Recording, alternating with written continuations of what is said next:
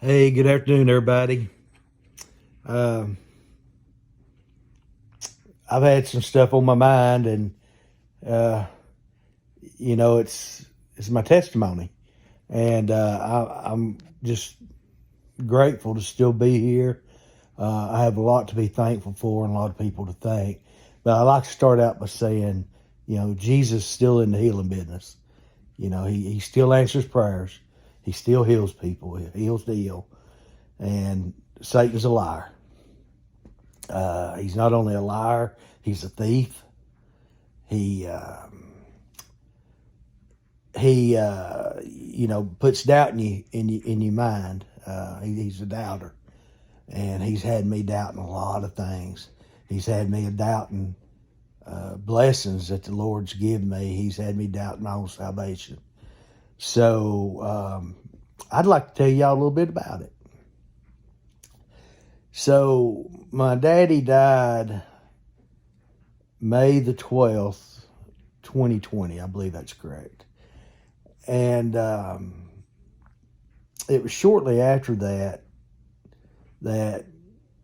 or I guess that started, or was really what started, my spiral downhill.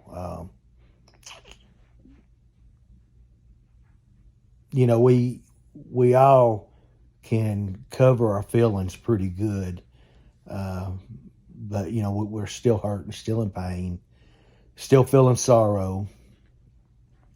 But my daddy died, and it was right after that they diagnosed me with my failing liver. At first, they didn't think it was too bad. Thought, hey, you'll die with that liver, and they don't realize how close that come to being. Dying with that liver is just a lot sooner than what they were saying. And then my mother died September 21st, 2020. Um, she grieved herself to death. I mean, yeah, she was battling stage 4 colon, liver, and lung cancer, and had been for about 7 years. Uh, Her and Dad had been together right at 61 years that following December, and she her on Daddy's last breath, she told him, said, "Fillmore, walk slowly. I'm coming to meet you," and she did. Well, October of 2020, we we decided to take a vacation, go to the beach. The temperature was still good at that time, and we just needed to get away, de-stress, just unplug from everything, And I was getting worse. I was not feeling good, but we went, and we was gone for a week, and we come back home, and lo and behold, they said it had to happen by the time we left, but a water line in the house broke in the back bathroom, and over 20,000 gallons of water run through our house. And so we immediately moved into my mom and dad's house for the next 13 months, because that's how long it took them to get us back in our home, just because of COVID and other things that had happened, and all that. So, and not being able to come out here and work every day. So, that was just part of it. But anyway, we stayed out at my mom and dad's, and probably about February of 21, I'd been having bad headaches, and the doctor sent me for an MRI, and they found a brain tumor on me, and it was connected back here in the back of my skull to my spinal cord and the stem of my brain. So that was the first, one of the first bad news for my health, as it was. So anyway, we was living at Mom and Dad's, and Jeannie was working 12-hour days. It turned into 14-hour days, and I was still working, and they didn't send me home from work till about May 21. So I worked a couple more months. So I was getting up at 4 o'clock in the morning. So I got in bed before she got home. And the next day I had another MRI. And Jeannie told me that morning, she said, your mother was there last night. And I'm like, really? And she's like, yeah. She said, when I come in the front door, that recliner right there where you'd been sitting, I smelled her perfume real strong. And said that was the only spot I smelled it at. And I thought, that's weird, but, I believe stuff like that. God sent me an angel to look after me, and he sent the perfect one. And anyway, the next day I had to go for another MRI. They wanted to see about how fast it was growing and stuff. And so I go get the MRI, and they got the test results back pretty quick. And the tumor was gone. No sign of it ever being in my body, ever. And, that was just awesome. God sent my mama back down here, and she removed the tumor and got it out of my body. And, that was just incredible. I mean, that was miracle number one, you might say. But then, Satan comes along, starts putting doubt in my head. Well, that tumor ain't gone. You still got the headaches. God didn't remove nothing from you. And he's putting doubt in my head. And then he starts getting me to doubt my salvation. And, like most other people, I was saved as a young child. Even though I backslide, we all do. And I ask for forgiveness for falling short every day. But, I wasn't by no means the best Christian ever. But I backslide. But Satan got me doubting my salvation. And so I reached out to Pastor Don Long. And I'd been talking to Pastor Randy Griffith and Pastor Revis Schaefer. Revis pastors Emory Heights Baptist Church, and he's a real pistol, let me tell you. He's a firecracker. If you ever want to get the spirit flowing, you go to Emory Heights Baptist Church. I'm here to tell you, he's going to have it flowing. And same way with Randy Griffith over at Liberty. He's got a very good congregation there. Beautiful church, beautiful people. And Don Long, Pastor Don Long. I went up and heard him preach at his church at Pleasant View, beautiful place, and all that. And he was my first pastor. He led my daddy to Christ. And so anyway, I called him and was talking to him and asked him to come over and see me. I had some questions. And so he sat down with me and he led me to Christ. I don't know. I needed that because my doubt. But Satan was right. I was still having headaches, and I'd asked for another MRI, and they wouldn't give it to me. Everybody's concerned with my liver now. We got to deal with this first. We're going to deal with this first, and so I go almost a year worth of testing. Just doing all their tests, getting they want me to get every shot known to man. And whether I wanted it or not, you had to have it. If you wanted to receive an organ and continue living, you had to have all the shots, everything. So, I done that. And they had sent me home from work around May. And they had hauled me out of the plant by ambulance. I just wasn't doing that good. Having trouble breathing and all that. And of course, I was swelled up. And y'all saw me. I swelled up. It was all fluid. My color wasn't good. I was jaundiced. I was all yellow and gray at times. And, it just, I just wasn't a picture of health. But anyway, we'd been doing the test, the year's worth of tests, and so I finally got the call. It was on a Thursday, and they said, "You're third on the list." And I'm like, hot dog. Well, miracle number 2. The 2 people in front of me got livers that weekend. Now, you may ask, how's that a miracle for me?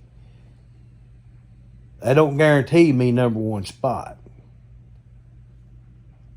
But number 1 spot's open now. So on Monday, I have to go get my blood work. And today every Monday I still have to do it. And so I go get my blood work, and on Tuesday, Vanderbilt gets the results of the blood work. And they give me a call. And they said, "Mr. Hendrickson." I'm like, "Yes." And they said, "You're number 1 on the list. And we're putting you number 1, and you don't have long to go. Your time's up." And they told me from the beginning it would take, normally, on average, 3 to 6 months to get you an organ once you're on the list. And I'm thinking, dang, I ain't got 3 to 6 weeks. They called that evening, February the 7th. The day I got put number 1 on the list. Miracle number 3. They had me an organ. Had me a liver. So they called and they tell me, he said, "You got 3 hours to get to Vanderbilt." So off we go. And we get up there and we get through the paperwork and go through with the insurance and all that. And they send me back in this hallway. And there's a bunch of rooms in there with no doors, but they have curtains. And they tell me go in there and strip down, put on the gown, get in bed. So I'm like, okay. And at this time, I'm back there by myself. I'm done past where I had to leave everybody. And so I get in bed, and it's like a NASCAR pit crew. They come in there, and they're plugging me up stuff, sticking me, got stuff just coming out, just everywhere, just all over me. And they get done, they leave. And a few minutes later, the anesthesiologist comes in there. And he's talking to me, and he says, "Mr. Hendrickson, we're going to go ahead and be putting you to sleep." And I said, "Dang, are they back in my liver yet?" And he said, "Well, no, they haven't left, but they're headed to the airport." And said, "We got a lot to do, and they don't like you being awake when they get here." And I said, "Well, okay." I said, "I want to say a prayer real quick." Well, what I didn't know, he done hit that button. And old Junior went night-night without a prayer. Oh, Lord help me. Well, so they put me under on the 7th. And then about 3 o'clock in the morning on February the 8th, they rolled me or start operating on me. They They rolled me in the operating room, started operating on me. So 7-hour surgery turns into, 10, 12, 13 hours, whatever. It's a long, long time. And they wake me up on the 9th, which is my birthday. So I get a liver for my birthday. I got a miracle for my birthday. And they had Jenny start doing a sternal rub to waking me up, pulling me out of that deep sleep. So as I'm coming awake, the first thing I see is a sunrise in green pastures. And I feel so much at peace and ease. I feel like I could float. And all I know is I didn't want to leave. I wanted to stay right there from now on. I felt like I was home. And I felt like I was there for a whole day. And I know I was just there for a second, or seconds. And they finished bringing me out of my sleep. And, of course, the room started coming into view and all that. But after I got home from the surgery, which was 30 days later, Rev Schaefer, Don Long, Randy Griffith, they all kept up with me. But, Randy really was able to check on us daily. And he talked to Jenny quite a bit. She needed that. She needed it more than I ever knew. But anyway, I was telling him about that, and he said, that was the good Lord letting you know. You didn't have to say the prayer. He knew what was in your heart. And he gave you a glimpse of paradise. And I'm just telling you, it's the most beautiful place you'll ever be. Well, my confirmation, what I feel like my confirmation is that what he's saying is true. A couple of weeks or so after I got out of the hospital, Liberty had a revival. And I wanted to go to every night of the revival. And I got to go to every night but the last one because, again, I had to go back to Vanderbilt that day. So the first night of revival, his choir got up there and sang, and I wished I could remember the songs, but I can't. But the first song was, they sang about the first sunrise in heaven. And the second song, they sung about the green grasses of heaven. Now, if that ain't confirmation to what I saw, I don't know what is. But like I said, Satan's a liar. And God's still in the miracle business.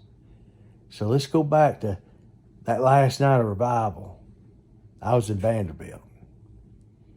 I had to go to Vanderbilt for 2 reasons. Once I had a doctor's appointment with my surgeon. But the night before, I had an MRI of my brain. Because I had doubt. Because I still had headaches. And Satan's put that in my head that I had doubt. And they got the test results back. And they said there's never been any sign of any tumor in my brain. Now, if I don't tell you Satan's not a liar, Satan is not a deceiver, he's not a doubter, he's not a thief, because he stole my happiness. I mean, I'm just thankful.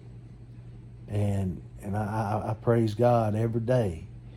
Thank Him for saving a wretch like me. But I just feel like I needed to tell this, that people need to hear this, that God's still in the healing business.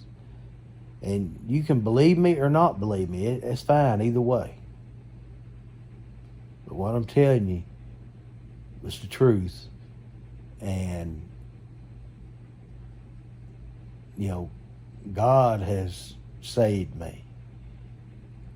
And I've got a good liver now. My headaches are pretty much gone. And I'm healthy like I used to be. You know, and if that's not a blessing, if that's not a miracle, I don't know what is. But Satan's a liar. And God still answers prayers, and he still heals the ill. And he will still save a wretch like me. I thank y'all for listening. God bless y'all. Keep me, my family, and my donor, my liver donor's family in your prayers, because they lost someone that they loved as well. But continue to keep me in your prayers, and I'll keep y'all in mine. And if we'll just all pray for each other, we can't do no wrong. But I just want to thank y'all. Thank everybody that prayed for me, because I needed every prayer, and every prayer was answered. And I thank you, my family thanks you. But I'm telling you, I got miracle after miracle right before my eyes. And I'm thankful. Thank y'all for watching. Bye-bye.